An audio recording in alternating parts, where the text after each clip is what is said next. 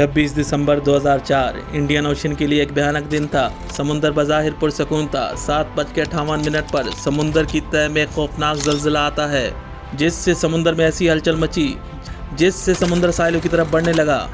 ये कोई एक जगह नहीं थी, बल्कि 6 से 7 मुल्कों की साहिल की पट्टी थी, जिसमें Thailand, India, Indonesia, Myanmar, Bangladesh और श्रीलंका शामिल थे। इन मुल्कों में ज़िंदगी मामूल के मुताबिक चल रही थी। किसे पता था कि कुछ देर में क़यामत इन्हें आ घेरने वाली है। कुछ लोग साहिल में वॉक कर रहे थे तो कुछ लोग रिजॉर्ट और होटल में थे। आम पब्लिक अपने अपने कामों में मसरूफ थी। साहिल पर लोगों ने यह नज़ारा अपनी आंखों से देखा। एक दूर से एक वाइट पट्टी समुंदर से आ रही थी। ये 100 फीट की ऊंची लहरें थीं जो तेज़ी से शहरों की तरफ आ रही थीं। पहले तो लोगों को समझ नहीं आया, लेकिन जब वो लहरें करीब आने लगीं तो लोगों को एहसास हुआ कि समुंदर इनकी तरफ बढ़ रहा है। शोर, चीखों पुकार शुरू हो गया। लोग भागने लगे, लेकिन समुंदर के आगे किसका बस चलता है। सब कुछ रौंदता हुआ पानी होटलों और घरों में घुस गया। गाड़ियां तैरने लगीं। हजारों लोग पानी में बह गए।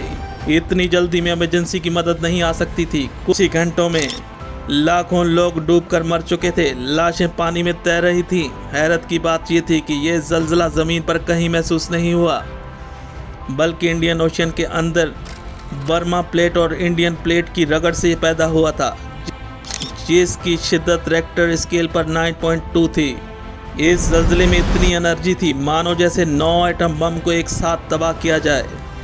पानी कई मुल्कों के शहरों में 1 से 2 किलोमीटर अंदर आ चुका था। 2004 का ये सबसे बड़ा डिज़ास्टर था। ये थी 2004 की सुनामी, जिसमें एक ही दिन में 2,27,000 लोग अपनी जान से हाथ धो बैठे। इस सुनामी ने कई मुल्कों को मुतासिर किया। पानी का सबसे बड़ा इंसिडेंट था। इस सुनामी की कोई अलर्ट मौजूद नहीं थी, ना ही कोई वार्निंग दी गई थी। 7 मुल्कों को आफतज़दा करार दिया गया। एमरजेंसी में शदीद मुश्किलात का सामना था। पानी उतरने में बहुत दिन लगे और लाशें गल सड़ रही थीं। ऐसा भयानक मंजर था जिसे क़यामत का कोई दिन हो। बिलियंस डॉलर का इंफ्रास्ट्रक्चर तबाह हुआ। पानी के सामने कोई बिल्डिंग, कोई इमारत, घर नहीं ठहर सका। लोगों ने ऊंची ऊंची इमारतों की छतों पर चढ़ के अपनी जान बचाई।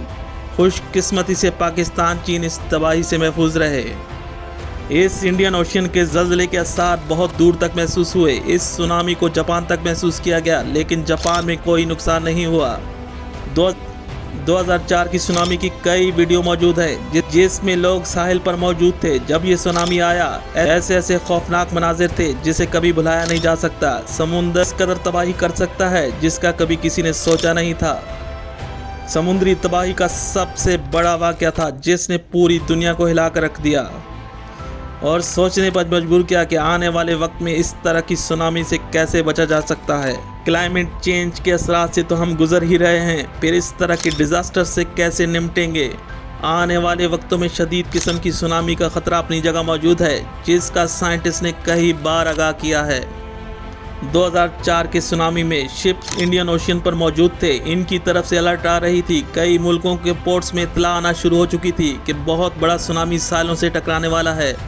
पोर्ट्स पर कई लोग भागने में कामयाब हुए। कई मुल्कों के शहरों में सायरन बजाए गए, लेकिन कोई कितना भागता, किसी को यह अंदाज़ा नहीं था कि सुनामी की शिद्दत क्या है, इसकी लहरें कितनी ऊंची हैं। एक अंदाजे के मुताबिक लहरें 100 फीट ऊंची थीं।